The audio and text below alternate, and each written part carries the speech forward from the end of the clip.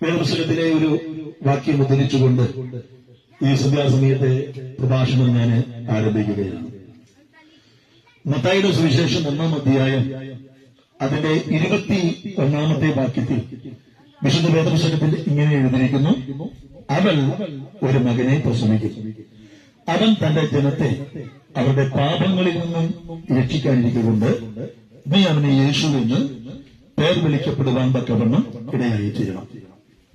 ഇന്ന് സന്ധ്യാസമയത്ത് 2024 വർഷങ്ങൾക്ക് മുമ്പ് ലോക ചരിത്രത്തെ, കാലഘട്ടത്തെ AD എന്നും BC എന്നും രണ്ടാക്കി തിരിച്ചുകൊണ്ട് ഈ ഭൂമിയിൽ മനുഷ്യനായി അവതരിക്കുകയും മനുഷ്യനായി ജീവിക്കുകയും തന്റെ 33.5 വയസ്സിൽ 2 കള്ളന്മാരുടെ നടുവിൽ കാലിലും പ്രാണികൾ കൈകളിലും കാലുകളിലും തറയ്ക്കപ്പെട്ടവനായി ഏലോഹി ഏലോഹി ലമാ സബക്താനി എന്നുറക്കെ നിലവിളിച്ചുകൊണ്ട് തന്റെ പ്രാണനെ കൈവിടുന്ന ആ കർത്താവായ യേശുക്രിസ്തുവിന്റെ ജനനത്തെക്കുറിച്ച് വെളിപ്പെടുത്തുന്ന തിരുവചന ഭാഗമാണ് ഞാൻ ഇവിടെ ഉദ്ധരിക്കുവാൻ ഇടയായി തീർന്നത്.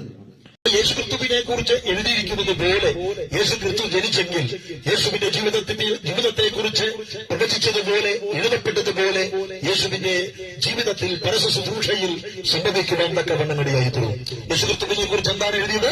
അവൻ അത്ഭുത മന്ത്രി, വീരനാം ദൈവം, നിത്യപിതാവ്, സമാധാനത്തിന്റെ പ്രഭു എന്ന് വിളിക്കപ്പെടുവാനിടയായി തീരും. നമ്മുടെ ഭാരതത്തിൽ പ്രധാനമന്ത്രി മുതൽ വാർഡ് മെമ്പർമാർ വരെയുള്ള ഭരണാധികാരികളുണ്ട്. എല്ലാ മന്ത്രിമാർക്കും 5 വർഷമാണ് അവരുടെ ഭരണ കാലഘട്ടം എന്ന് പറയുന്നത്. പാർലമെന്റ് മെമ്പേഴ്സ് ആണെങ്കിലും ഏത് മന്ത്രിമാരാണെങ്കിലും 5 വർഷമാണ് അവരുടെ ഭരണ കാലഘട്ടം നമ്മുടെ ഭാരതത്തിലെ നിയമമനുസരിച്ച് ഉള്ളത്. 5 വർഷം കഴിയുമ്പോൾ അവരെല്ലാം പിന്നെയും തിരഞ്ഞെടുപ്പിലൂടെ വിജയിച്ച് മന്ത്രിസ്ഥാനത്തിലേക്ക് കടന്നു വരണം. പക്ഷേ നമ്മള് ജലസേചന വകുപ്പ് മന്ത്രിയെ കണ്ടിട്ടുണ്ട്, നമുക്കറിയാം. ഇലക്ട്രിസിറ്റി വകുപ്പ് മന്ത്രിയുണ്ട്, വിദ്യാഭ്യാസ വകുപ്പ് മന്ത്രിയുണ്ട്, റവന്യൂ വകുപ്പ് മന്ത്രികളുണ്ട്, അപ്പോൾ ആഭ്യന്തര വകുപ്പ് കൈകാര്യം ചെയ്യുന്ന മന്ത്രിയുണ്ട്. അങ്ങനെ നമ്മുടെ രാജ്യത്ത് പലവിധമായ വകുപ്പുകൾ കൈകാര്യം ചെയ്യുന്ന മന്ത്രിമാരെ നമുക്ക് കാണാനായിട്ട് കഴിയും. പക്ഷെ അത്ഭുത വകുപ്പ് കൈകാര്യം ചെയ്യുന്ന ഒരു വ്യക്തിയെയും നമുക്ക് ഇതുവരെ കാണുവാനായിട്ട് കഴിഞ്ഞിട്ടില്ല. പക്ഷേ അപ്പൊ യേശുക്രിസ്തുവിനെ കുറിച്ച് ഇവിടെ വ്യക്തമായിട്ട് എഴുതിയിരിക്കുന്നു: ആധിപത്യം അവന്റെ തോളിലിരിക്കും, അവൻ അത്ഭുത മന്ത്രി, വീരനാം ദൈവം, നിത്യപിതാവ്, സമാധാനത്തിന്റെ പ്രഭു എന്ന് വിളിക്കപ്പെടുവാൻ തക്കവണ്ണം ഇടയായി തീരും. ആ എഴുതിയതുപോലെ തന്നെ യേശുക്രിസ്തുവിന്റെ പരസ്യ ശുശ്രൂഷയിൽ, യേശുക്രിസ്തുവിന്റെ ജീവിതത്തിൽ അത് നടക്കുവാനിടയായി തീർന്നു. നമുക്കറിയാം, യേശുക്രിസ്തു അത്ഭുതങ്ങൾ ചെയ്തതായിട്ട് വേദപുസ്തകം നമ്മളെ പഠിപ്പിക്കുന്നു. ഒരു 3 ദിവസക്കാലം യേശുക്രിസ്തുവിനോടുകൂടെ യേശുവിന്റെ പ്രഭാഷണം കേൾക്കുവാൻ വേണ്ടി കടന്നു വന്നതായ ജനം ഏകദേശം 5000 പുരുഷന്മാർ. എന്നാൽ സ്ത്രീകളും കുഞ്ഞുങ്ങളും ഒക്കെ അടക്കം ഏകദേശം അതിന്റെ ഇരട്ടി കാണാൻ സാധ്യതയുണ്ട്. അത്രയും പേർ യേശുവിന്റെ വർത്തമാനം കേൾക്കുവാൻ കടന്നു വന്നു. ചില ദിവസങ്ങൾ കഴിഞ്ഞപ്പോൾ യേശു അവരെ നോക്കി പറഞ്ഞു, ഇവർക്ക് വിശക്കുന്നു, ആഹാരം കൊടുക്കണം. പക്ഷേ 200 വെള്ളിക്കാശിൽ മേടിച്ചാലും ഇത്രയും ജനത്തിന് ഭക്ഷണം കൊടുക്കുവാൻ അന്ന് എവിടെ നിന്നും കിട്ടത്തില്ല. പക്ഷെ യേശു അവിടെ ഉണ്ടായിരുന്ന ഒരു ചെറിയ ബാലകനെ, ഇവിടെ തന്നെ മുമ്പിലിരിക്കുന്ന കൊച്ചു കുഞ്ഞുങ്ങളെ പോലെയുള്ള ഒരു ചെറിയ ബാലകനെ നോക്കി അവിടുത്തെ യേശുക്രിസ്തുവിന്റെ ശിഷ്യന്മാർ ആ കുഞ്ഞിന്റെ കയ്യിൽ 5 അപ്പവും 2 മീനും ഇരിക്കുന്നത് കണ്ടു. യേശുവിനോട് പറഞ്ഞു, ഇവിടെയുള്ള ഒരു ബാലകന്റെ കയ്യിൽ 5 അപ്പവും 2 മീനുമുണ്ട്, വേറെ ഒന്നുമില്ല, ഇത്രയും പുരുഷാരത്തിന് ഭക്ഷിക്കുവാനായിട്ട് എങ്ങനെ കൊടുക്കും? യേശു പറഞ്ഞു, നിങ്ങളുടെ കയ്യിലുള്ളത് എന്തോ അത് ഇങ്ങോട്ട് കൊണ്ടുവരിക. യേശുവിന്റെ അടുക്കൽ ആ ബാലകൻ 5 അപ്പവും 2 മീനും കൊണ്ടുപോയി കൊടുത്തു. യേശു അതിനെ സ്വർഗത്തിലേക്ക് ഉയർത്തി വാഴ്ത്തി അനുഗ്രഹിച്ച് നുറുക്കി ശിഷ്യന്മാർക്ക് കൊടുത്തു. എന്നിട്ട് ശിഷ്യന്മാരോട് പറഞ്ഞു, അതെ, ഈ പുരുഷാരത്തെ പന്തിയായി ഈ ഇരുത്തുവിൻ. അവർ 50 പേരായും 100 പേരായും അവരെ ഇരുത്തി. യേശു വാഴ്ത്തി നുറുക്കിയ അപ്പക്കഷണങ്ങൾ അത് ആ പുരുഷാരത്തിന് വിളമ്പി അവരെല്ലാം തിന്ന് തൃപ്തിയായതിനു ശേഷം ഏകദേശം 12 കുട്ട ബാക്കി നിറച്ചു. അത് ശിഷ്യന്മാരുടെ തോളിൽ കുട്ടകളിൽ ആക്കി വെച്ച് കൊടുക്കുവാനിടയായി തീർന്നു. യേശുക്രിസ്തു അത് ചെയ്ത അത്ഭുതങ്ങളുടെ ഒരു ഭാഗം 5 അപ്പം കൊണ്ട് 5000 പേരെ ഭക്ഷിച്ച് തൃപ്തിപ്പെടുത്തി ബാക്കി വെളുത്ത ശിഷ്യന്മാർക്ക് 12 കൊട്ട നിറച്ച് കൊടുക്കുവാനിടയായി തീർന്നു. ഒരിക്കൽ യേശുക്രിസ്തുവിനെ ഒരു കല്യാണത്തിന് ക്ഷണിച്ചിരുന്നു. യേശുവിന്റെ അമ്മയും തന്റെ ശിഷ്യന്മാരെയും ആ കല്യാണത്തിന് ആ വീട്ടുകാർ ക്ഷണിച്ചിരുന്നു. ആ ക്ഷണിച്ച വീട്ടിൽ കടന്നു ചെന്നപ്പോൾ യേശുവിന്റെ അമ്മയായിരുന്ന മറിയ യേശുക്രിസ്തുവിനോട് ഇങ്ങനെ പറഞ്ഞു, മകനെ, അവരുടെ വീട്ടിലെ വീഞ്ഞ് കഴിഞ്ഞു പോയിരിക്കുന്നു. വീഞ്ഞ് എന്ന് പറഞ്ഞാൽ അന്ന് വിവാഹ വിരുന്നിൽ വിളമ്പുന്ന ഒരു ഭക്ഷണ പദാർത്ഥമാണ്. ഇന്ന് പാനി വിളമ്പുന്നത് പോലെ നമുക്കറിയാം, ഇന്ന് മധുരങ്ങൾ നമ്മൾ വിളമ്പും. വിവാഹം കഴിഞ്ഞ് നമ്മൾ സദ്യ കഴിച്ചു കഴിഞ്ഞാൽ ഒന്നല്ലെങ്കിൽ ഇന്ന് ഐസ്ക്രീമോ ലഡുവോ ജിലേബിയോ പായസമോ അങ്ങനെയുള്ള ഏതെങ്കിലും പദാർത്ഥങ്ങൾ ഇന്ന് നമ്മൾ ഉപയോഗിക്കുന്നുണ്ട്. ആദ്യ കാലഘട്ടങ്ങളിൽ പഴവും പാനിയും കൂടെ മിക്സ് ചെയ്തിട്ടുള്ള മധുരമുണ്ടായിരുന്നു. ആദ്യ കാലഘട്ടങ്ങളിൽ ഈ വീഞ്ഞ് എന്ന് പറയുന്ന മധുരമുണ്ടായിരുന്നു. അപ്പോൾ ഇത് അവിടുത്തെ ഒരു വിവാഹ സൽക്കാരത്തിലെ ഒരു ആചാരമായിരുന്നു. അപ്പോൾ ആ ക്ഷണിക്കപ്പെട്ട ആ വിവാഹ വീട്ടിൽ അവർ ക്ഷണിച്ചിരുന്ന വ്യക്തികൾക്ക് വേണ്ടി കരുതിരുന്ന വീഞ്ഞ് അവസാനിച്ചു കഴിഞ്ഞപ്പോൾ അവർക്കൊരു നാണക്കേടുണ്ടാകും. നമ്മളൊക്കെ ഒരു വിവാഹത്തിന് ഒരു മനുഷ്യനെ വിളിച്ചാൽ അല്ലെങ്കിൽ ഒരു ജനത്തെ വിളിച്ചാൽ അവർക്ക് കൊടുക്കേണ്ട ആഹാരം നമ്മുടെ വീട്ടിലില്ലെങ്കിൽ നമുക്കൊക്കെ ഒരു നാണക്കേടുണ്ടാകും. എങ്ങനെ അവർക്ക് ഭക്ഷണം കൊടുക്കും? നമ്മൾ ക്ഷണിച്ചു വരുത്തിയവരല്ലേ. അപ്പോൾ ഇതുപോലെ ഒരു നാണക്കേട് ആ ഭവനത്തിൽ ഉണ്ടായിരുന്നു. അപ്പോൾ അതുകൊണ്ട് യേശുവിന്റെ അമ്മ അത് മനസ്സിലാക്കിയിട്ട് യേശുവിനോട് പറഞ്ഞു, മകനെ, അവർക്ക് വീഞ്ഞ് കഴിഞ്ഞു പോയി. പക്ഷെ യേശുവിന്റെ അമ്മ അത് പറഞ്ഞപ്പോൾ യേശുവിന്റെ അമ്മയോട് യേശു പറഞ്ഞ മറുപടി ഇങ്ങനെയാണ്, സ്ത്രീയെ, നിനക്കും എനിക്കും തമ്മിൽ എന്റെ നാഴിക ഇതുവരെയും വന്നിട്ടില്ലല്ലോ എന്ന് പറഞ്ഞെങ്കിലും അല്പസമയം കഴിഞ്ഞപ്പോൾ യേശു ആ ശിഷ്യന്മാരോട് ഇങ്ങനെ പറഞ്ഞു, ആ വീടിന്റെ പുറത്ത് 6 കൽപാത്രം ഉണ്ടായിരുന്നു. കൽപാത്രം എന്ന് പറഞ്ഞാൽ അവിടെ വീട്ടിൽ കയറി വരുന്നവർക്ക് കാല് കഴുകുവാൻ വേണ്ടി വെക്കുന്ന വെള്ളം വെക്കുന്ന ഒരു പാത്രമായിരുന്നു. അവിടെ വീട്ടിലേക്ക് കയറി വരുന്നവർ കാലും കൈയും കഴുകി വൃത്തിയായിട്ട് വേണം വീട്ടിലേക്ക് കയറി വരുവാൻ. അപ്പോൾ ആ വീട്ടിലേക്ക് കയറി വരുന്നവർ കാലും കൈയും കഴുകേണ്ടതിനു വേണ്ടി ഒരുക്കി വെച്ചിരുന്ന വെള്ളം പിടിച്ചു വെച്ചിരുന്ന ആ കൽപാത്രം അവിടെ ഉണ്ടായിരുന്നു. അപ്പൊ യേശു ആ കൽപാത്രത്തെ നോക്കിയിട്ട് ശിഷ്യന്മാരോട് പറഞ്ഞു, നിങ്ങൾ ഈ കൽപാത്രത്തിലെ മക്കോളം വെള്ളം നിറയ്ക്കുവിൻ. യേശു പറഞ്ഞതുപോലെ അവർ ചെയ്തു കഴിഞ്ഞപ്പോൾ ആ വെള്ളത്തെ യേശു നോക്കി, ആ വെള്ളം വീഞ്ഞായി തീർന്നു. ക്ഷണിക്കപ്പെട്ട ആ മനുഷ്യന്റെ നാണക്കേട് അവിടെ കൊണ്ട് അവസാനിക്കുവാനായി തീർന്നു. മധുരമായ രുചികരമായ വീഞ്ഞിനെ കർത്താവ് സൃഷ്ടിക്കുക അല്ലെങ്കിൽ ഉണ്ടാക്കുവാൻ തക്കവണ്ണം ഇടയായി തീർന്നു. അപ്പോൾ കാനായിലെ കല്യാണ വിരുന്നിൽ വെള്ളം വീഞ്ഞാക്കുകയും 5 അപ്പം കൊണ്ട് 5000 പേരെ തൃപ്തിപ്പെടുത്തുകയും ഭക്ഷിക്കാൻ കൊടുക്കുകയും മാത്രമല്ല 12 സംവത്സരം രക്തസ്രാവമുണ്ടായിരുന്ന ഒരു സ്ത്രീ യേശുവിന്റെ വർത്തമാനം കേട്ടു. യേശു സഞ്ചരിക്കുന്ന പാതയിൽ യേശുവിന്റെ പിന്നാലെ പിൻപറ്റി യേശുവിന്റെ പത്രത്തിന്റെ വിളമ്പൽ തൊട്ടമാത്രയിൽ യേശുവിൽ നിന്നും ശക്തി പുറപ്പെട്ടു. 12 സംവത്സരം രക്തസ്രാവമുണ്ടായിരുന്ന സ്ത്രീയുടെ രക്തസ്രാവം ക്ഷണത്തിൽ നിന്നുപോയി. യേശു പറഞ്ഞു, മകളെ, ബാധ ഒഴിഞ്ഞു, സ്വസ്ഥമായിരിക്കുക എന്ന് പറഞ്ഞ് അവളെ തൊട്ട് സൗഖ്യമാക്കുവാൻ തക്കവണ്ണം ഇടയായി തീർന്നു. ജന്മനാൽ കുരുടനായ ഒരു വ്യക്തിയെ യേശു കണ്ടു. അപ്പോൾ യേശു ആ മനുഷ്യനെ കണ്ടു. ആ മനുഷ്യനെ തൊട്ട് സൗഖ്യമാക്കി. അത് അനാഥരെ യേശു സ്നേഹിച്ചു. നമുക്കറിയാം, കുഷ്ഠരോഗികളെ മാറോട് ചേർത്ത് ആശ്വസിപ്പിക്കുവാൻ തക്കവണ്ണം ഇടയായി തീർന്നു.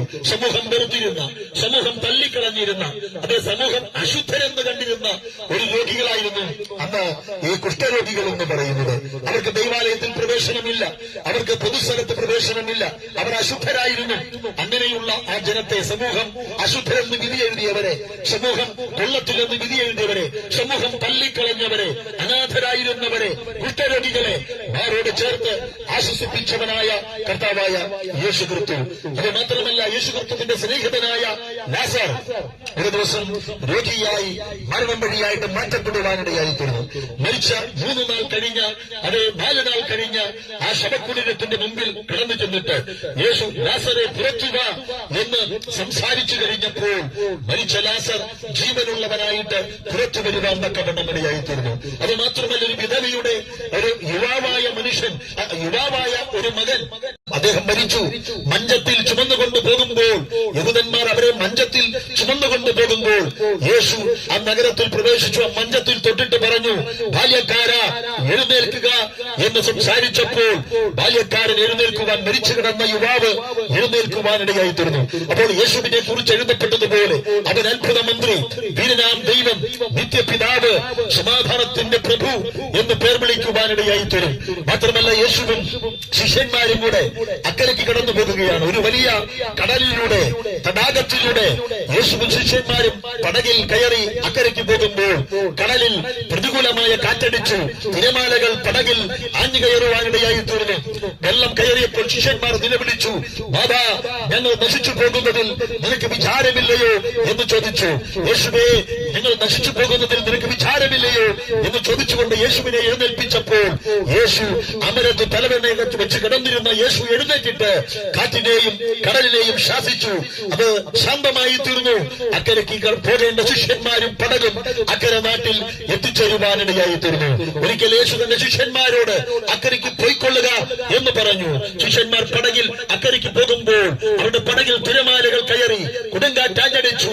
അക്കരയ്ക്ക് വിടുകയില്ല എന്ന് പറഞ്ഞുകൊണ്ട് തിരമാലകൾ കയറിയപ്പോൾ യേശു 4-ാമത്തിൽ കടലിലൂടെ നടന്ന് ആ പടകിന്റെ അടുക്കിലേക്ക് എത്തി. പടകിൽ കയറിയപ്പോൾ ആ കടലിൽ ശാന്തമായി, തിരമാലകൾ അമരുവാൻ തക്കവണ്ണമിടയായി തീർന്നു. ഒരിക്കൽ അതേ ഗദരദേശത്ത് കടന്നു ചെന്നപ്പോൾ ഒരു ഭൂതഗ്രസ്തനായ മനുഷ്യൻ ആ ഗ്രാമത്തിലുണ്ടായിരുന്നു. അവന്റെ പാർപ്പ് കല്ലറകളിലായിരുന്നു. അവന്റെ കൈ ചങ്ങല കൊണ്ട് ബന്ധിച്ചിരുന്നു. അവനെ ആർക്കും അത് നിയന്ത്രിക്കാൻ കഴിയത്തില്ലായിരുന്നു.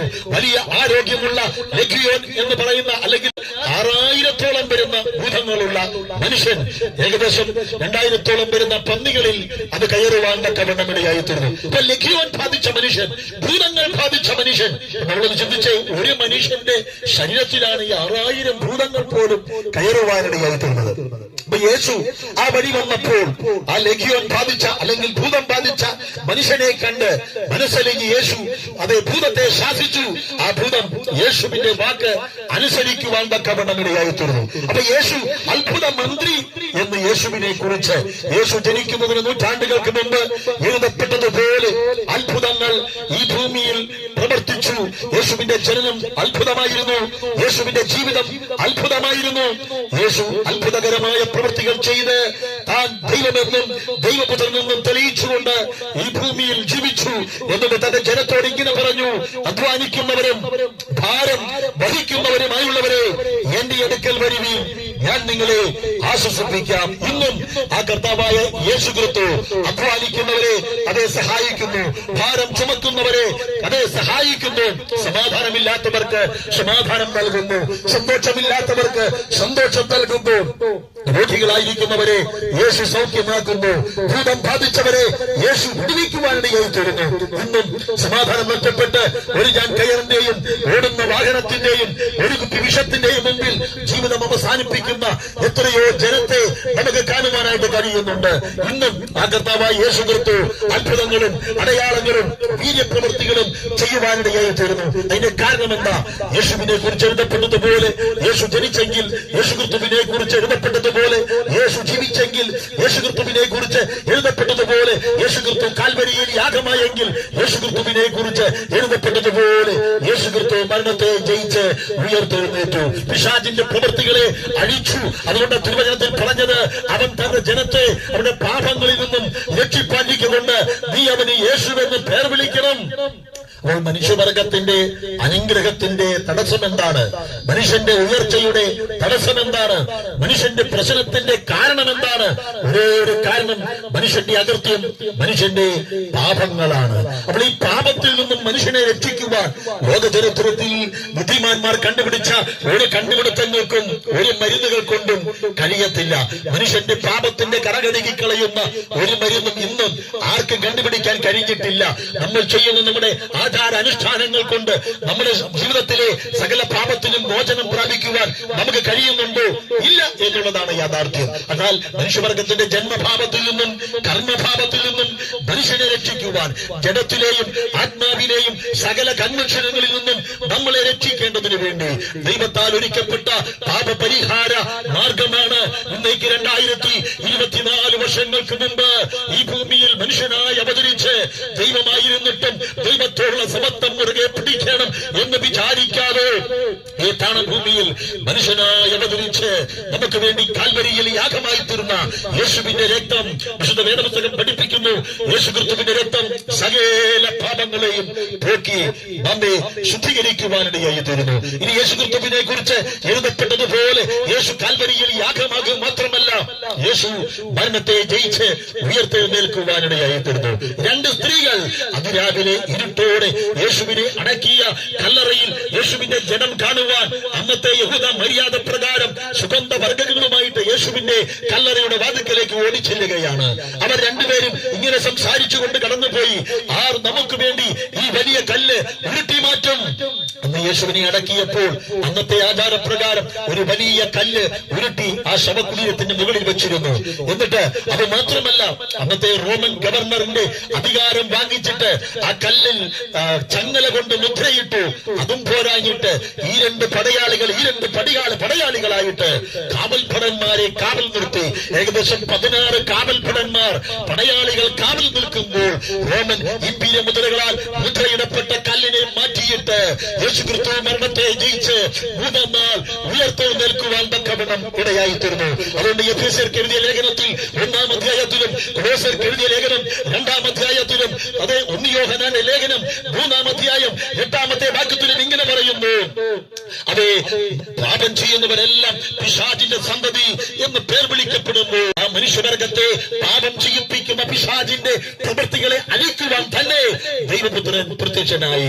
എഫേസ്യ ലേഖനത്തിൽ ഇങ്ങനെ എഴുതിയിരിക്കുന്നു, അങ്ങനെ അവൻ ക്രിസ്തുവിലും വ്യാപരിച്ചു, മരിച്ചവരുടെ ഇടയിൽ നിന്നും ഉയർത്തെഴുന്നേൽപ്പിച്ചു.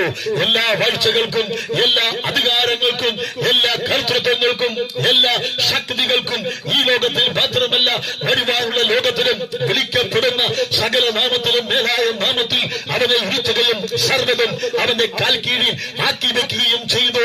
എല്ലാറ്റിലുമെല്ലാം നിറയ്ക്കുന്ന അവന്റെ ശരീരമായിരിക്കുന്ന സഭയ്ക്ക് അവനെ തലയായി നൽകുവാൻ തക്കവണ്ണം ഇടയായി തീർന്നു. അപ്പോൾ കർത്താവായ യേശുക്രിസ്തുവിനെ കുറിച്ച് എഴുതപ്പെട്ടതുപോലെ യേശുക്രിസ്തു കാൽവരിയിൽ യാഗമാകുകയും യേശുക്രിസ്തു മരണത്തെ ജയിച്ച് പിശാചിനെ ജയിച്ച് പാപത്തെ ജയിച്ച് ലോകത്തെ ജയിച്ച് 3-ാം നാൾ ഉയർത്തെഴുന്നേൽക്കുവാനിടയായി തീർന്നു. യേശുക്രിസ്തു ഉയർത്തെഴുന്നേറ്റു എന്നുള്ളതിന്റെ തെളിവ് ഇന്നും യേശുവിനെ അടക്കിയ കല്ലറയുടെ വാതിലുകൾ ഇങ്ങനെ എഴുതി വച്ചിരിക്കുന്നു. ആ കല്ലറയുടെ വാതിൽ ഇന്നും തുറന്നു കിടക്കുന്നു. ആ തുറന്നത് ഒരു മനുഷ്യനല്ല. അന്ന് 2024 വർഷങ്ങൾക്ക് മുമ്പ് യേശുക്രിസ്തുവിന്റെ മരണത്തിനും ഉയർത്തെഴുന്നേൽപ്പിനും ശേഷം ആ സ്ത്രീകൾ അതിരാവിലെ ഇരുട്ടോടെ ആ കല്ലറ കാണുവാൻ ജനം കാണുവാനായിട്ട് കടന്നു ചെന്നപ്പോൾ ദൂതൻ ആ കല്ലുരുട്ടി മാറ്റി ആ കല്ലിന്റെ മുകളിൽ നിന്നുകൊണ്ട് വെള്ളവസ്ത്രാധികാരിയായ ദൂതന്മാർ ആ സ്ത്രീകളോട് ഇങ്ങനെ ചോദിച്ചു, മരിച്ചവരുടെ ജീവിച്ചിരിക്കുന്നവനെ മരിച്ചവരുടെ ഇടയിൽ നിങ്ങൾ എന്തിന് അന്വേഷിക്കുന്നു? അവൻ ഇവിടെ ഇല്ല, അവൻ ഉയർത്തെഴുന്നേറ്റിരിക്കുന്നു. ആ ദൂതൻ പറഞ്ഞ വാക്ക് ഇന്നും പാലസ്തീനിൽ യേശുവിനെ അടക്കിയ കല്ലുകളുടെ വാതിലുകൾ എഴുതപ്പെടുവാൻ തക്കവണ്ണം ഇടയായി തീർന്നു. എന്തിനു വേണ്ടിയാ? അവൻ തന്റെ ജനത്തെ അവരുടെ പാപങ്ങളിൽ നിന്നും രക്ഷിക്കേണ്ടതിന് പാപത്തിന്റെ ഉറവിടമായ പിശാചിന്റെ പ്രവൃത്തികളെ അടിച്ചതുകൊണ്ട് വേദപുസ്തകം പഠിപ്പിക്കുന്നു, അവനെ കൈക്കൊണ്ട് അവന്റെ നാമത്തിൽ വിശ്വസിക്കുന്ന ഏവർക്കും ദൈവമക്കളായി തീരുവാൻ പിതാവായ ദൈവം അധികാരം നൽകുവാനിടയായി തീർന്നു. പിതാവായ ദൈവം യേശുക്രിസ്തുവിനെ മരിച്ചവരുടെ ഇടയിൽ നിന്നും ഉയർത്തെഴുന്നേൽപ്പിച്ചുവെന്ന് ഹൃദയം കൊണ്ട് വിശ്വസിക്കുകയും നീതിക്കായി അതരം കൊണ്ട് ഏറ്റുപറയുകയും ചെയ്താൽ നാം രക്ഷിക്കപ്പെടുവാൻ തക്കവണ്ണം ഇടയായി തീരും. അതുകൊണ്ട് ലോക ചരിത്രത്തിൽ മനുഷ്യനെ രക്ഷിക്കുവാൻ അതേ യാതൊന്നിനും കഴിയാതിരിക്കുമ്പോൾ മനുഷ്യന്റെ കണ്ടുപിടുത്തങ്ങൾ കൊണ്ടോ അധികാരങ്ങൾ കൊണ്ടോ അത് ഇന്ന് ശാസ്ത്രയുഗം പുരോഗമിച്ചുകൊണ്ടിരിക്കുമ്പോൾ മനുഷ്യന്റെ പാരമ്പര്യങ്ങൾ കൊണ്ടോ പണങ്ങൾ കൊണ്ടോ അത് കഴിയാതിരിക്കുമ്പോൾ മനുഷ്യവർഗത്തെ രക്ഷിക്കുവാൻ രക്ഷകനായി അവതരിച്ച കർത്താവായ യേശുക്രിസ്തു പാപമില്ലാതെ ജനിച്ചതുകൊണ്ട് പാപമില്ലാതെ ജീവിച്ചതുകൊണ്ട് പാപമില്ലാതെ കാൽവരിയിൽ യാഗമായി നമുക്ക് വേണ്ടി പാപമാക്കപ്പെട്ടതുകൊണ്ട് വേദപുസ്തകം പഠിപ്പിക്കുന്നു, അതെ ആ യേശുക്രിസ്തുവിന്റെ രക്തം സകല പാപങ്ങളെയും പോക്കി നമ്മെ ശുദ്ധീകരിക്കുന്നു. യോഹന്നാന്റെ സുവിശേഷം 3-ാം അധ്യായം 16-ാമത്തെ തിരുവചന വാക്യം ഇങ്ങനെ എഴുതിയിരിക്കുന്നു, തന്റെ ഏകജാതനായ പുത്രനിൽ വിശ്വസിക്കുന്ന ഏവരും നശിച്ചു പോകാതെ നിത്യജീവൻ പ്രാപിക്കേണ്ടതിന് ദൈവം തന്റെ പുത്രനെ നൽകുവാൻ തക്കവണ്ണം ലോകത്തെ അത്രമാത്രം സ്നേഹിച്ചു. തന്റെ ഏകജാതനായ പുത്രനിൽ വിശ്വസിക്കുന്ന ഏവനും നശിച്ചു പോകാതെ നിത്യജീവൻ പ്രാപിക്കേണ്ടതിന് ദൈവം തന്റെ പുത്രനെ നൽകുവാൻ തക്കവണ്ണം നമ്മെ ഓരോരുത്തരെയും സ്നേഹിച്ചു. ജനിച്ചു. എന്തിനാ? പാപത്തിൽ നിന്നും നമ്മൾ വിമോചിക്കപ്പെട്ട് ഈ ഭൂമിയിൽ ഒരു ദൈവവചനായിട്ട് ജീവിക്കേണ്ടതിന് വേണ്ടി. അതുകൊണ്ട് അപ്പോസ്തലനായ പത്രോസ് വിളിച്ചു പറഞ്ഞത്, മറ്റൊരുത്തന് രക്ഷയില്ല, നാം രക്ഷിക്കപ്പെടുവാൻ ആകാശത്തിന്റെ കീഴിൽ മനുഷ്യരുടെ ഇടയിൽ നൽകപ്പെട്ട വേറൊരു നാമമില്ല, അത് കർത്താവായ യേശുക്രിസ്തുവിന്റെ നാമമാ. മറ്റൊരുത്തരും രക്ഷയില്ലെങ്കിൽ മറ്റൊരുത്തിനും രക്ഷയില്ല, മറ്റൊരു വസ്തുവിനും രക്ഷയില്ല. മനുഷ്യനെ രക്ഷ പ്രാപിക്കുവാൻ ദൈവത്താൽ ഒരുക്കപ്പെട്ട നീതിയുടെ വഴി, ആ രക്ഷയുടെ വഴി, അതാണ് കർത്താവായ യേശുക്രിസ്തുവിന്റെ ജനനവും യേശുക്രിസ്തുവിന്റെ ജീവിതവും യേശുക്രിസ്തുവിന്റെ കാൽവരിയിലെ യാഗവും ഉയർത്തെഴുന്നേൽക്കും. എന്നാൽ പ്രിയരേ, എന്റെ വാക്കുകളെ ഞാൻ അവസാനിപ്പിക്കുന്നതിന് മുമ്പ് ഒരു കാര്യം കൂടെ പറഞ്ഞ് അവസാനിപ്പിക്കട്ടെ. യേശുക്രിസ്തുവിനെ കുറിച്ച് എഴുതപ്പെട്ടതുപോലെ യേശു ജനിച്ചെങ്കിൽ, ജീവിച്ചെങ്കിൽ, കാൽവരിയിൽ യാഗമായെങ്കിൽ, ഉയർത്തെഴുന്നേറ്റെങ്കിൽ, വീണ്ടും എഴുതിയിരിക്കുന്നു, അവൻ പോയതുപോലെ മടങ്ങി വരും. കർത്താവ് തൻ ഗംഭീരനാദത്തോടും പ്രധാന ദൂതന്റെ ശബ്ദത്തോടും ദൈവത്തിന്റെ കാഹളത്തോടും കൂടെ സ്വർഗത്തിൽ നിന്ന് ഇറങ്ങി വരുമ്പോൾ ക്രിസ്തുവിൽ മരിച്ചവർ മുമ്പേ ഉയർത്തെഴുന്നേൽക്കുകയും ശിക്ഷിക്കുന്ന വിശുദ്ധന്മാരായ നാം ഓരോരുത്തരും അവരോടൊരുമിച്ച് ആകാശമേഘങ്ങളിൽ കർത്താവിനെ എതിരേൽപ്പാൻ എടുക്കപ്പെടുവാൻ തക്കവണ്ണം ഇടയായി തരും. അതുകൊണ്ട് കർത്താവായ യേശുവിനെ കുറിച്ച് എഴുതപ്പെട്ടതുപോലെ യേശു മടങ്ങി വരുവാനിടയായി തരും. എന്തിനാ യേശു മടങ്ങി വരുന്നത്? വിശുദ്ധന്മാരെ ചേർക്കുവാൻ. എങ്ങോട്ട് ചേർക്കുവാൻ? ഈ ലോകത്തിൽ മനുഷ്യന്റെ ജീവിതം താൽക്കാലികമല്ലേ? 70 ഏറിയാൽ 80 വർഷം വരെ ഈ ഭൂമിയിൽ മനുഷ്യൻ ജീവിച്ചാൽ അതിന്റെ അവസാനം മരണം എന്ന് പറയും. മരണമില്ലാത്ത ഒരു മനുഷ്യനുമില്ല. മരണത്തെ അതിജീവിക്കുന്ന ഒരു മരുന്നും ആരും കണ്ടുപിടിച്ചിട്ടില്ല. ഇന്നല്ലെങ്കിൽ നാളെ മരണം നിശ്ചയമാ. പക്ഷേ സമയം നിശ്ചയമല്ല. എങ്ങനെ മരിക്കുമെന്ന് ആർക്കും അറിയത്തില്ല. എങ്ങനെ മരിച്ചാലും മരിച്ചവരെല്ലാം ഉയർത്തെഴുന്നേറ്റ് വെള്ളസിംഹാസനത്തിന് മുമ്പിൽ നിൽക്കപ്പെടുന്ന ഒരു സമയമുണ്ട്. ക്രിസ്തുവിൽ മരിച്ചവർ ഉയർത്തെഴുന്നേറ്റ് ക്രിസ്തുവിന്റെ ന്യായാസനത്തിന് മുമ്പാകെ നിൽക്കപ്പെടുന്ന ഒരു സമയമുണ്ട്.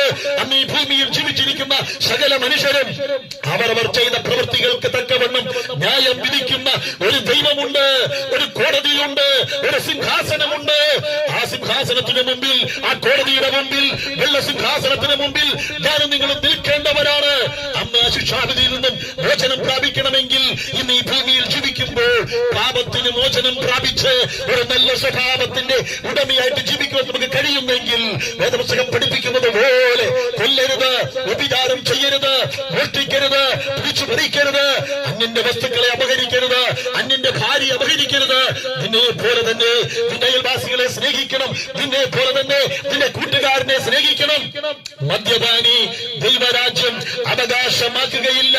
പുറപ്പാട് പുസ്തകം 20-ാം അധ്യായത്തിൽ മോശെ മുഖാന്തരം ദൈവം 10 കൽപ്പന കൊടുത്തു. അതെ, ഞാൻ യഹോവയായ ദൈവം അടിമ വീടായ മിസ്രയീമിൽ നിന്നും നിന്നെ വീണ്ടെടുത്ത് കൊണ്ടുവന്ന ദൈവമാകുന്നു ഞാനല്ലാതെ അന്യ ദൈവങ്ങൾ നിനക്കുണ്ടാകരുത് എന്ന് ദൈവത്തിന്റെ വചനം പഠിപ്പിച്ചു. അങ്ങനെയെങ്കിൽ മനുഷ്യവർഗത്തിന്റെ പാപത്തിൽ നിന്നും മനുഷ്യനെ രക്ഷിച്ച് ദൈവത്തോട് അടുപ്പിക്കുവാൻ യേശുക്രിസ്തുവിന്റെ രക്തത്താൽ പാപത്തിന് മോചനം പ്രാപിച്ച് കൊലോസ്യ ലേഖനം 1-ാം അധ്യായം 19 മുതൽ ഇങ്ങനെ എഴുതിയിരിക്കുന്നു, ആ കർത്താവായ യേശുക്രിസ്തു ക്രൂശിൽ ചൊരിഞ്ഞ രക്തം മുഖാന്തരം ഭൂമിയിലുള്ളതോ സ്വർഗത്തിലുള്ളതോ സകലത്തെയും ആ യേശുക്രിസ്തു മുഖാന്തരം പിതാവായ ദൈവത്തോട് നിരപ്പിക്കുവാൻ ദൈവത്തിന് പ്രസാദം തോന്നി. ആ ദൈവത്തിന്റെ പ്രസാദമാണ് സ്വന്തം പുത്രനെ ആദരിക്കാതെ നമുക്ക് വേണ്ടി ഏൽപ്പിച്ചു തരുവാനിടയായി തീർന്നിരിക്കുന്നത്. കർത്താവ് തൻ ഗംഭീരനാദത്തോടും പ്രധാന ദൂതന്റെ ശബ്ദത്തോടും കൂടെ സ്വർഗത്തിൽ നിന്ന് ഇറങ്ങി വരുമ്പോൾ നാം ആ കർത്താവിനോടുകൂടെ എടുക്കപ്പെടണമെങ്കിൽ ആരാണ് കർത്താവിനോടുകൂടെ എടുക്കപ്പെടുന്നത്? മതം മാറിയവരോ, പേര് മാറിയവരോ, നാട് മാറിയവരോ, പണമുള്ളവരോ, പേരുള്ളവരോ, പ്രശസ്തിയുള്ളവരോ, പദവിയുള്ളവരോ, സൗന്ദര്യമുള്ളവരോ അല്ല. ആരാണ് എടുക്കപ്പെടുന്നത്?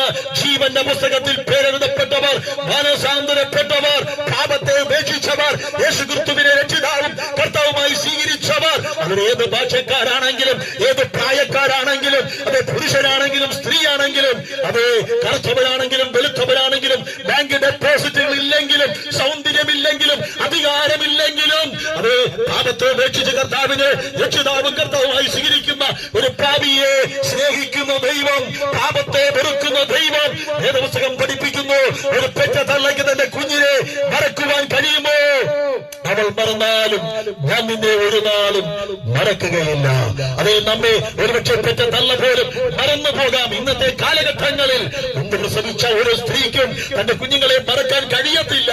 കാലഘട്ടത്തിൽ നിന്ന് മറന്നുപോയാലും ദൈവം പറയുന്നു, ഞാൻ നിന്റെ സൃഷ്ടാവായ ദൈവം.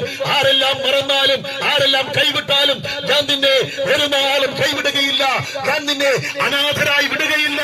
ഞാൻ നിന്നോട് കൂടെ ഇരുന്ന് വെള്ളത്തിലൂടെ നീ കിടക്കേണ്ടി വന്നാൽ വെള്ളം നിന്നെ മുക്കിക്കളയാതെ ഞാൻ നിന്റെ വലങ്കരം പിടിച്ച് തീയിലൂടെ കടന്നു പോകേണ്ടി വന്നാൽ അഗ്നി നിന്നെ ദഹിപ്പിക്കാതെ ഞാൻ നിന്റെ വലങ്കരം പിടിച്ച് നിന്നെ സഹായിക്കുവാൻ തക്കവണ്ണം ഇടയായി തീരും.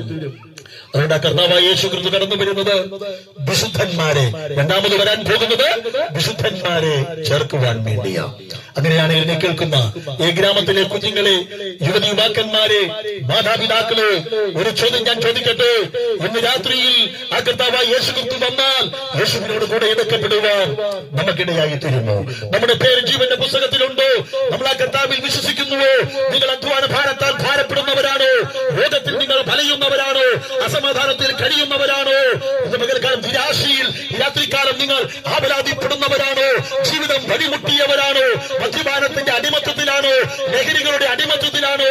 അന്ധവിശ്വാസങ്ങളുടെ അടിമത്തത്തിലാണോ? നിങ്ങളെ കർത്താവ് വിളിക്കുന്നു. ഞാൻ എന്റെ സമാധാനം നിങ്ങൾക്ക് തരാം. അത് ലോകം തരുന്നത് പോലെയല്ല, നിത്യതയോളം നിലനിൽക്കുന്ന സമാധാനമത്രേ. അങ്ങനെയെങ്കിൽ ഈ ഗ്രാമത്തിൽ ആർക്കാ സമാധാനം വേണം? ആർക്കാ സന്തോഷം വേണം? യേശുക്രിസ്തുവിനുള്ള രോഗശാന്തി ആർക്കു വേണം? യേശുക്രിസ്തുവിനുള്ള നിത്യജീവൻ ആർക്കു വേണം? അതുകൊണ്ട് അങ്ങനെ ആഗ്രഹിക്കുന്ന ആരെങ്കിലും ഉണ്ടെങ്കിൽ നിങ്ങൾക്ക് വേണ്ടി ഞാൻ പ്രാർത്ഥിക്കുവാൻ ആഗ്രഹിക്കുകയാണ്. നിങ്ങൾക്ക് പ്രാർത്ഥിക്കണമെന്ന് ആഗ്രഹമുണ്ടെങ്കിൽ യേശു നിങ്ങളെ വിളിക്കുന്നു. ഈ പ്രസംഗത്തിന്റെ മുമ്പിലേക്ക് നിങ്ങൾ കടന്നു വന്നാൽ ഞാൻ നിങ്ങൾക്ക് വേണ്ടി പ്രാർത്ഥിക്കാം. ആഗ്രഹിക്കുന്ന ആരെങ്കിലും ഉണ്ടോ? നിങ്ങൾ രോഗത്താൽ ഭാരപ്പെടുന്നവരാണോ? കുടുംബ സമാധാനം നഷ്ടപ്പെട്ടവരാണോ? ശാരീരിക രോഗത്താൽ പ്പെടുന്നവരാണോ? അസമാധാനത്തിൽ കഴിയുന്നവരാണോ? നിങ്ങളുടെ എല്ലാ പ്രശ്നങ്ങൾക്കും കർത്താവായ യേശുക്രിസ്തുവിന്റെ കാൽവരിയിലെ ക്രൂശീകരണത്തിലൂടെ പ്രശ്നങ്ങൾക്ക് പരിഹാരം അത് സംഭവിക്കുവാനിടയായി തീർന്നു. നിങ്ങൾ ഏത് പാപത്തിന്റെ അടിമത്തത്തിലാണെങ്കിലും ആ പാപത്തിൽ നിന്ന് രക്ഷിക്കുവാൻ യേശു വിശ്വസ്തനായ ദൈവം. ഞാനൊരു വാക്ക് നിങ്ങൾക്ക് വേണ്ടി പ്രാർത്ഥിക്കാൻ ആഗ്രഹിക്കുന്നു. യേശു വിളിക്കുന്നു, വിളിക്കുന്നു, സ്നേഹമോടെ തൻ കരങ്ങൾ നീട്ടി യേശു വിളിക്കുന്നു, സ്നേഹമോടെ തൻ കരങ്ങൾ നീട്ടി യേശു വിളിക്കുന്നു, യേശു വിളിക്കുന്നു, യേശു വിളിക്കുന്നു, സ്നേഹമോടെ തൻ കരങ്ങൾ നീട്ടി യേശു വിളിക്കുന്നു, സ്നേഹമോടെ തൻ കരങ്ങൾ നീട്ടി യേശു വിളിക്കുന്നു. ഒരു വാക്ക് നമുക്ക് പ്രാർത്ഥിക്കാം. ഞാൻ നിങ്ങൾക്ക് വേണ്ടി പ്രാർത്ഥിക്കുവാൻ ആഗ്രഹിക്കുകയാണ്. നിങ്ങൾ വിശ്വസിക്കുന്ന ആരെങ്കിലും ഉണ്ടെങ്കിൽ നിങ്ങൾ ഈ പ്രാർത്ഥനാ വാചകം എന്നോട് ചേർന്ന് ഒരു വാക്ക് പ്രാർത്ഥിക്കാമോ? നമ്മൾ പാപത്തിൽ നിന്ന് വിമോചനം പ്രാപിച്ചിട്ടുണ്ടോ? ജീവന്റെ പുസ്തകങ്ങളുടെ പേരെഴുതിയിട്ടുണ്ടോ? കർത്താവ് ഇന്ന് വന്നാൽ ആ കർത്താവിനോട് കൂടെ നമ്മൾ എടുക്കപ്പെടുവാനിടയായി തീരുമോ? ഇല്ല എങ്കിൽ നിങ്ങൾ ആ നിൽക്കുന്ന നിൽപ്പിൽ ഒരു വാക്ക്, ഹൃദയത്തിൽ ഒരു വാക്ക് പ്രാർത്ഥിച്ച് ഞാൻ പറഞ്ഞു തരുന്ന ഈ പ്രാർത്ഥനാ വിഷയങ്ങൾ ഏറ്റുപറഞ്ഞ് നിങ്ങൾക്ക് പ്രാർത്ഥിക്കാൻ കഴിയുമോ? നമുക്ക് ഒരുമിച്ച് പ്രാർത്ഥിക്കാം. കർത്താവായ യേശുവേ, നിങ്ങൾ എന്നോട് ചേർന്ന് ഒരു വാക്ക് പറഞ്ഞാട്ടെ. കർത്താവായ യേശുവേ, ഞാനൊരു പാപിയായ മനുഷ്യനെന്ന് ഞാൻ അറിയുന്നു. എന്റെ പാപത്തിന് പരിഹാരത്തിന് വേണ്ടി യേശു കർത്താവ് ഭൂമിയിൽ മനുഷ്യനായി അവതരിച്ചു. എനിക്ക് വേണ്ടി കാൽവരിയിൽ യാഗമായി എനിക്ക് വേണ്ടി ഉയർത്തെഴുന്നേറ്റുവെന്ന് ഞാൻ വിശ്വസിക്കുന്നു. ആ യേശുവിന്റെ രക്തം എന്റെ സകല പാപങ്ങളെയും പോക്കി ശുദ്ധീകരിക്കുന്നു എന്ന് ഞാൻ വിശ്വസിക്കുന്നു. യേശുവേ, എന്റെ പാപമെല്ലാം ഞാൻ ഉപേക്ഷിക്കുന്നു. എന്റെ പാപമെല്ലാം ഞാൻ കളയുന്നു. എനിക്ക് പാപം വേണ്ട. ദൈവം തരുന്ന സമാധാനത്തിൽ ജീവിക്കുവാൻ, സന്തോഷത്തിൽ ജീവിക്കുവാൻ ഞാൻ ആഗ്രഹിക്കുന്നു. പാപമെല്ലാം ഞാൻ ഏറ്റുപറഞ്ഞ് ഉപേക്ഷിക്കുന്നു. എന്റെ ഹൃദയത്തിൽ അങ്ങ് രക്ഷിതാവും അങ്ങ് കർത്താവും അങ്ങ് ദൈവവുമായി കടന്നു വരണമേ. ആ ജീവന്റെ പുസ്തകത്തിൽ എന്റെ പേര് കൂടെ ഒന്ന് എഴുതണമേ. എന്റെ രോഗങ്ങളെ അങ്ങ് സൗഖ്യമാക്കണമേ. അസമാധാനത്തിൽ നിന്നും എന്നെ രക്ഷിക്കണമേ. നിരാശയിൽ നിന്നും എന്നെ വിടിവിക്കണമേ. എന്റെ ജീവിതത്തിൽ സമാധാനം നൽകണമേ, സന്തോഷം നൽകണമേ. മരണശേഷമുള്ള ആ നിത്യതയിൽ എത്തിച്ചേരുവാൻ എന്നെ ഞാൻ സമർപ്പിക്കുന്നു. അങ്ങയുടെ കരങ്ങളിൽ എന്നെ സമർപ്പിക്കുന്നു. യേശുവിൻ നാമത്തിൽ കർത്താവേ, അങ്ങേ ഞാൻ എന്റെ രക്ഷിതാവും എന്റെ കർത്താവും എന്റെ ദൈവവുമായി എന്റെ ഹൃദയത്തിൽ ഞാൻ സ്വീകരിക്കുന്നു. എന്റെ ഹൃദയത്തിൽ അങ്ങ് കടന്നു വരണമേ, സമാധാനം നൽകണമേ. എന്റെ ഭവനത്തിൽ അങ്ങ് കടന്നു വരണമേ, സമാധാനം നൽകണമേ. അങ്ങയുടെ കരങ്ങളിൽ എന്നെ സമർപ്പിക്കുന്നു. യേശുവിൻ നാമത്തിൽ പിതാവേ, ആമേൻ. ദൈവം നിങ്ങളെല്ലാവരെയും അനുഗ്രഹിക്കട്ടെ. നിങ്ങൾ പ്രാർത്ഥിച്ചുവെങ്കിൽ നിശ്ചയമായിട്ടും കർത്താവ് നിങ്ങളെ അനുഗ്രഹിക്കും. ഞാനിപ്പോൾ കരം വെച്ച് നിങ്ങൾക്ക് വേണ്ടി പ്രാർത്ഥിക്കണമെന്ന് ആഗ്രഹിക്കുന്നവരുണ്ടെങ്കിൽ എന്റെ മുമ്പിലേക്ക് കടന്നു വന്നാൽ ഞാൻ നിങ്ങൾക്ക് വേണ്ടി പ്രാർത്ഥിക്കാം. നിങ്ങൾ ഏത് പ്രതിസന്ധിയിലായിരിക്കുന്നുവെങ്കിലും കർത്താവ് നിങ്ങളെ സൗഖ്യമാക്കുവാൻ തക്കവണ്ണം ഇടയായി തീരും.